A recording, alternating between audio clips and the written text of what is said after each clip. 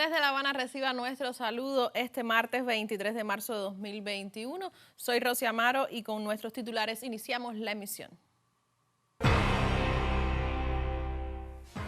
Jefe de gobierno cubano exhorta a las autoridades locales a extremar medidas en las provincias que registran un aumento de confirmados con COVID-19, en particular en la zona oriental del país. La Habana, Matanzas, Cienfuegos, Las Tunas, Holguín y Santiago de Cuba incrementan la incidencia y sobresalen por sus altas cifras de contagio. Autoridades sanitarias confirman al cierre de la jornada del lunes 774 nuevos casos positivos a la COVID-19 para un total de 3.361 casos activos. Se reportaron 4 fallecidos y 793 altas médicas. Cuba implementa ajustes en el proceso de ordenamiento monetario que impactan en el sector agropecuario. Las medidas en esta área de la economía responden a inquietudes de los productores y buscan incentivar mayores volúmenes en las entregas para el consumo social.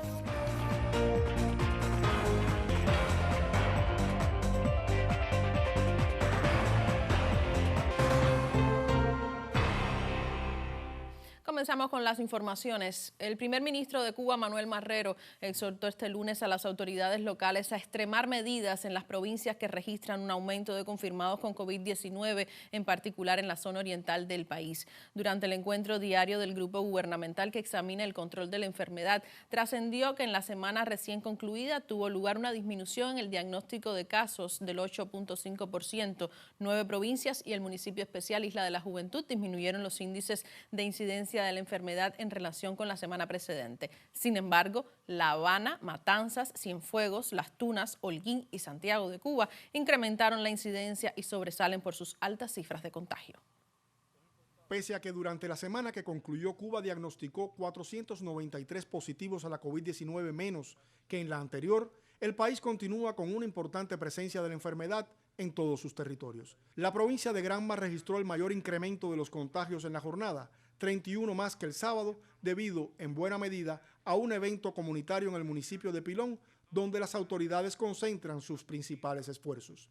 El evento de Pilón, el equipo de trabajo provincial que se constituyó está trabajando en Pilón y todo lo que se detectó en la pesquisa y salieron por pesquisa, todos estaban, estos casos confirmados, lo teníamos ya en aislamiento interno. Frenar la movilidad de personas resulta vital para cortar la transmisión del nuevo coronavirus en suelo granmense. Al respecto, el primer ministro Manuel Marrero Cruz llamó a intensificar el trabajo en la provincia para que recupere el control sobre la epidemia que mantuvo durante meses. Hay que tomar medidas, porque fíjate, nosotros tenemos en otros territorios, a diferencia de ustedes, algunas cifras altas que están muy bien focalizadas a eventos institucionales, pero aquí está en la calle. Hay que seguir apreciando la toma de medidas, hay que seguir exigiendo el cumplimiento estricto de los protocolos, pero necesitamos que Granma acabe de controlar esta situación. Camagüey no descuida la aplicación de medidas de prevención y aislamiento en su territorio. A ese esfuerzo se sumaron las acciones para restañar los daños ocasionados por una tormenta local severa que afectó el domingo a 4 municipios agramontinos. Santiago de Cuba vio crecer en 205 los casos diagnosticados durante la pasada semana respecto al anterior, fundamentalmente a expensas de eventos institucionales. Incrementar la pesquisa activa y elevar su calidad son allí prioridad para identificar la mayor cantidad de confirmados, sospechosos y sus contactos. La buena noticia del día la aportó el inicio en suelo indómito de la fase 3 en el ensayo clínico del candidato vacunal Abdala. Bueno, la vacuna va bien. Esta mañana inició la tercera etapa de Abdala en el hospital provincial. Como símbolo, 250 jóvenes estudiantes de medicina. Mañana 250 más. Y a partir del miércoles, las 14 áreas de salud que están implicadas en este importante ensayo. Eso está bien. Las autoridades de Pinar del Río y Artemisa también informaron sobre su quehacer en el enfrentamiento a la COVID-19, que posibilitó que la tasa de incidencia por 100.000 habitantes disminuyera en ambos territorios la pasada semana, lo que evidencia una progresión en el control de la epidemia. Y Cuba confirmó en la jornada del lunes 774 nuevos casos positivos a la COVID-19 para un total de 3.361 casos activos. Se reportaron 4 fallecidos y 793 altas médicas, según informó en conferencia de prensa el doctor Francisco Durán García, director nacional de epidemiología del Ministerio de Salud Pública. Nuevamente se lamenta la pérdida de 4 vidas humanas para un total de 401 desde la llegada de la COVID-19 a Cuba. La Habana continúa siendo la provincia con el mayor número de pacientes positivos al nuevo coronavirus, con una amplia dispersión en sus 15 municipios, reportando 404 casos, seguida de Granma con 102 y Santiago de Cuba con 73. Del total de casos, 766 son autóctonos, 8 importados, y de ellos 426 pacientes no mostraron síntomas. Procesadas ayer 18.162 muestras en los 23 laboratorios de biología molecular con que cuenta ya nuestro país, y como resultado de este análisis se diagnosticaron 774 personas positivas a la COVID, personas con COVID-19.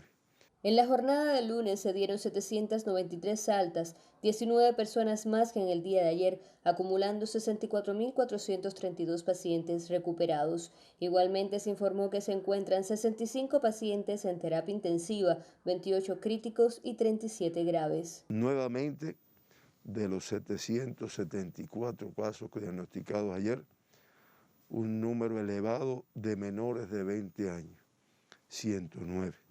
Que es el 14,1%, y todavía más elevado el número de niños, de jóvenes, adolescentes que se diagnostican con 18 años y menos, es lo que se denomina las edades pediátricas.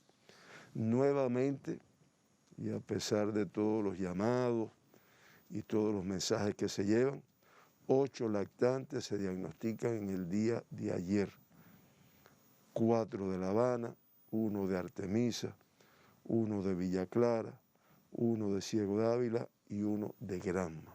El director nacional de epidemiología, doctor Francisco Durán García, aseveró que existen importantes expectativas en los candidatos vacunales Soberana 02 y Abdala, 2 de los 5 que dispone Cuba, y que se hallan en las fases más avanzadas respecto a los 3 últimos, Soberana 01, Soberana Plus y Mambisa. Susana Vélez, Cuba Visión Internacional.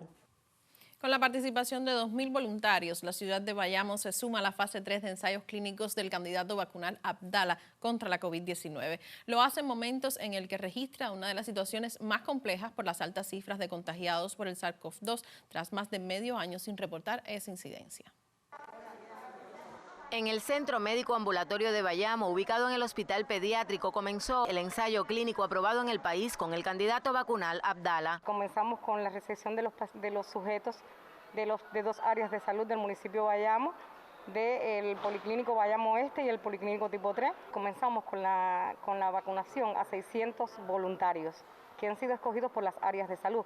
Debemos en 10 días tener alrededor de 100.000 pacientes que han recibido esta inmunización. Unos 6.000 voluntarios participarán en la fase 3 del estudio científico, que incluye 3 dosis del medicamento preventivo. Han sido evaluados en sus áreas de salud y vienen con un consentimiento informado en el documento que ellos traen para nosotros, para recibir ahí la documentación de su primera inmunización. Se le toman los signos vitales, se evalúan por los médicos clínicos, se les revisa, se le hace un examen físico, van los mismos al laboratorio, se le hace una extracción de sangre, de ahí se evalúa si el paciente está o no, se incluye en el estudio y de ahí pasa directamente a recibir su primera inmunización. El ciclo de Abdala supone una segunda dosis a los 14 días y una tercera a los 28. Durante este periodo y hasta cerca de los 2 meses, las áreas de salud, estudiantes de medicina y otros especialistas capacitados para ello verificarán la eficacia del ensayo clínico, fase previa a la aprobación final de la vacuna.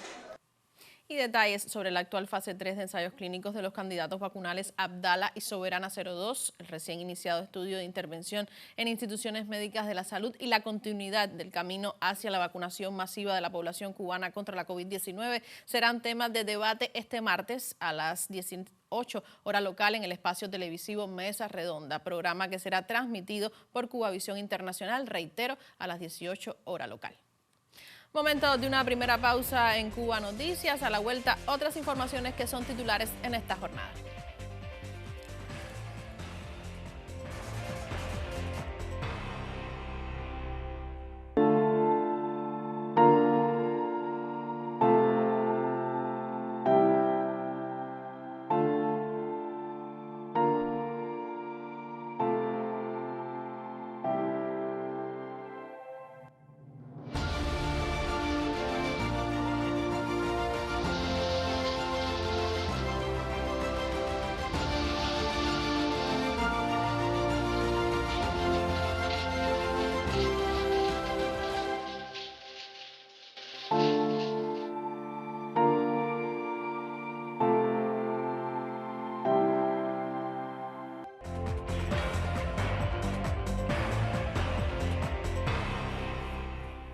El primer ministro Manuel Marrero Cruz encabezó la reunión de trabajo del Ministerio de Energía y Minas para evaluar las proyecciones del sector en el año que transcurre. En el encuentro, Marrero Cruz convocó a priorizar las iniciativas para la sustitución de importaciones, los procesos inversionistas y el uso de fuentes renovables.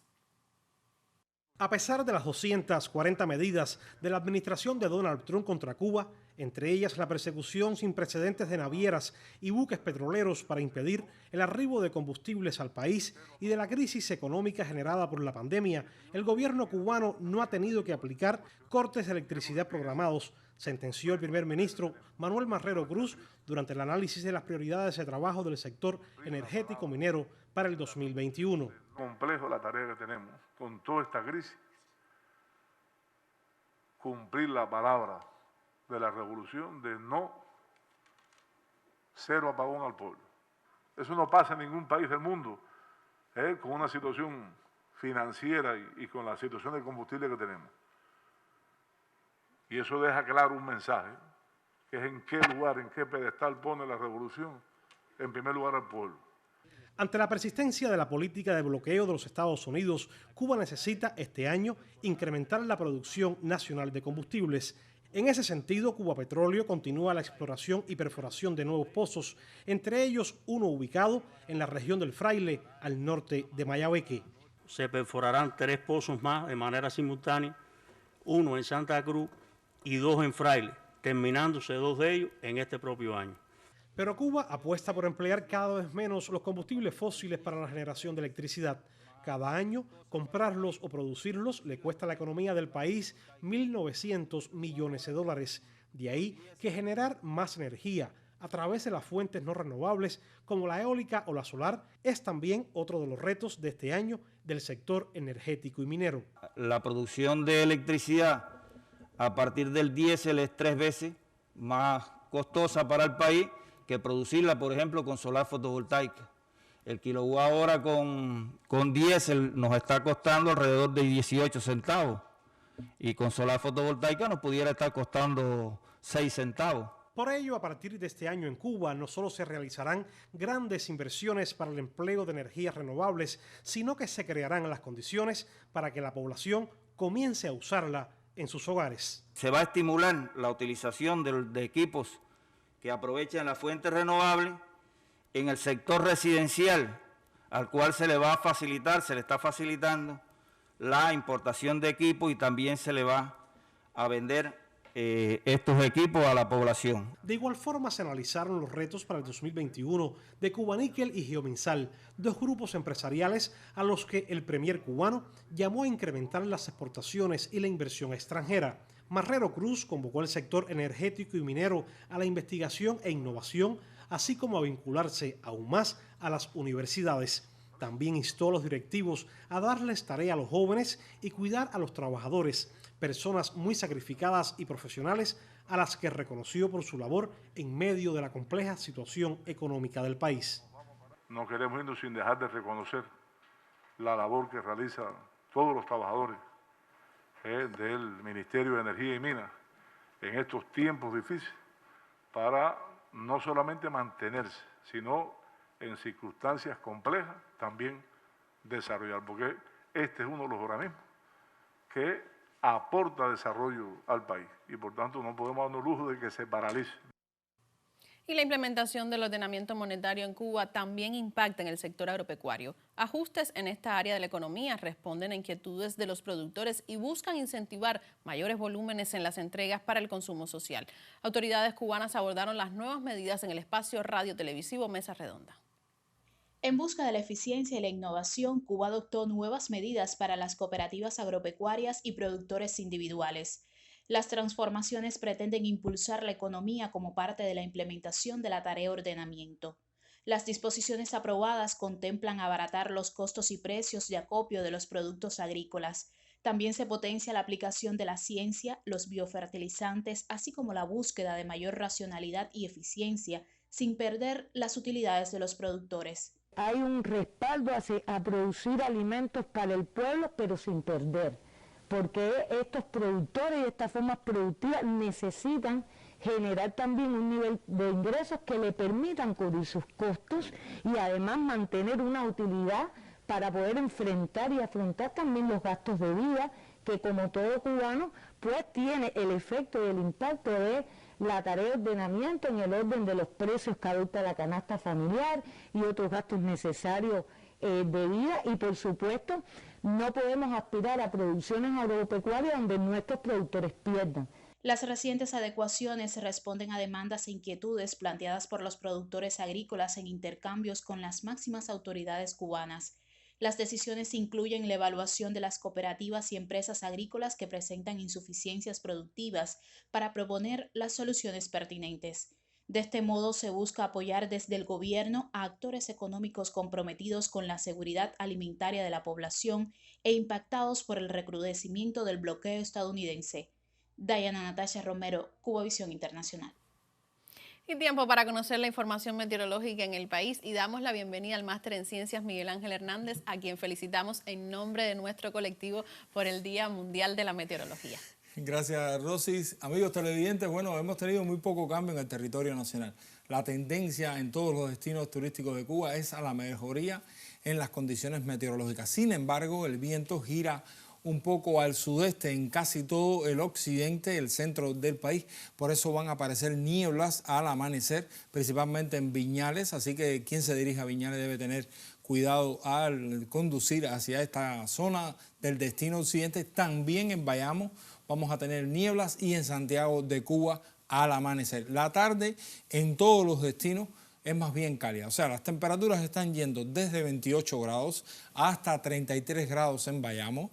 El destino Bayamo es el más cálido de toda la República. Y bueno, el destino Baracoa ha tenido lluvias, pero ha mejorado la condición meteorológica y continuará mejorando, aunque durante el amanecer el destino Baracoa pudiera tener lluvias y también al anochecer. Es una característica que tiene esta parte del destino oriente, con lluvias al amanecer y al anochecer. El resto de los destinos pudiera tener algo de cielo parcialmente nublado, el destino centro en su parte norte y también el destino occidente en María la Gorda y Cayo Largo del Sur, porque aquí el retorno anticiclónico va a dejar humedad y por eso va a aumentar la nubosidad. Pero el resto de los destinos con mucho sol y condiciones meteorológicas de estabilidad, o sea, bajo el régimen de lluvias, y vamos a tener en realidad temperaturas en ascenso en todos los destinos. Estará amaneciendo este miércoles por el oriente del país a las 6:56 de la mañana. Se pone el sol por el occidente a las 7:53 y la luna continúa en su fase de cuarto creciente. Así que, mis amigos, las condiciones tienden a la estabilidad, ascenso gradual de las temperaturas y disminución de la lluvia en todos los destinos turísticos de Cuba. Bueno, muchísimas gracias, Miguel Ángel, y que la jornada de celebración por este Día Mundial de la Meteorología llegue al resto de los colegas que comparten con Cuba Noticias. Segunda pausa informativa en la emisión. A la vuelta, otras informaciones que son titulares en esta jornada.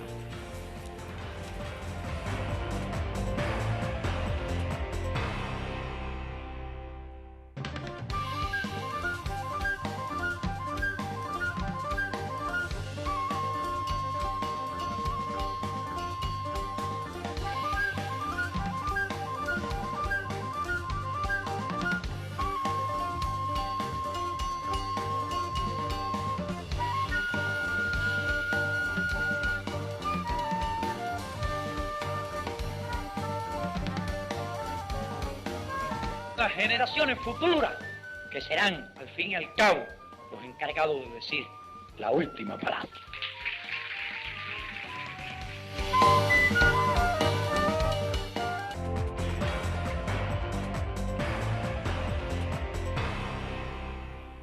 Tiempo para los deportes. La selección cubana de fútbol ya se encuentra en Guatemala para las eliminatorias mundialistas que inician mañana. Solo a la espera del delantero de Norwich City, Onel Hernández, los 3 jugadores internacionales restantes convocados llegaron desde el lunes al país latinoamericano y muestran su motivación por vestir la tricolor. Vía WhatsApp contactamos a los atletas y compartimos sus declaraciones.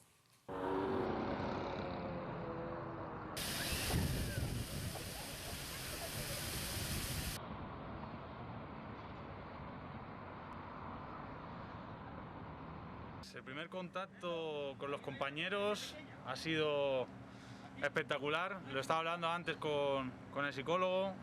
Venía con unas expectativas muy altas y se han superado. Creo que el grupo es muy sano y somos todos como una familia y eso es muy importante dentro del campo. Y en cuanto al partido contra Guatemala, vengo muy informado de ellos, así que vamos a pasado, a por ellos, a intentar ganar los 3 puntos, que al final de eso se trata, de irnos con un resultado bueno, que venimos a competir y a por los 3 puntos. Quiero mandarle un saludo a todo el pueblo cubano y decirle que estoy muy contento por la llamada al equipo nacional. Es una cosa que estaba esperando desde muchísimos años y ahora me llegó y para mí es algo único, te pasa una sola vez en la vida.